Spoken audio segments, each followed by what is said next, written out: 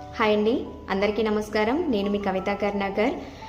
మనము దేశానికి ఏదో ఒక సేవనైతే చేయాలి అనుకుంటాం కదండి. దాని గురించి మనము బార్డర్ దగ్గరికి వెళ్ళి యుద్ధాలు అయితే చేయాల్సిన అవసరం లేదండి.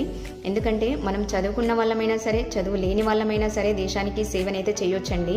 ఎందుకంటే ఇప్పుడు పరిస్థితులలో కానీ మనకు ఖచ్చితంగా ఒక సమర్థవంతమైన రాజకీయ నాయకుడు ఉంటేనే మన దేశ భవిష్యత్ అనేది బాగుంటుంది.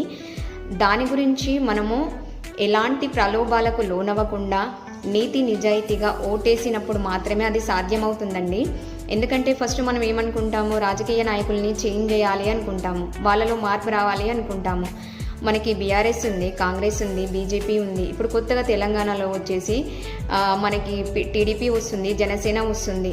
అంటే మనము నాయకులని చేంజ్ చేస్తూ ఉంటున్నాం, కానీ ఎప్పుడైనా మనం మారాలి అని చెప్పి అనుకుంటున్నామా? ఫస్ట్ మార్పు అనేది మనలో వస్తే ఆటోమేటిక్గా నాయకులు మారిపోతారండి, ఖచ్చితంగా చెప్తున్నాను.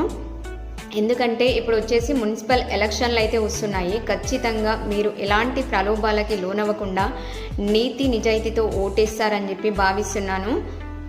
జై శ్రీరామ్.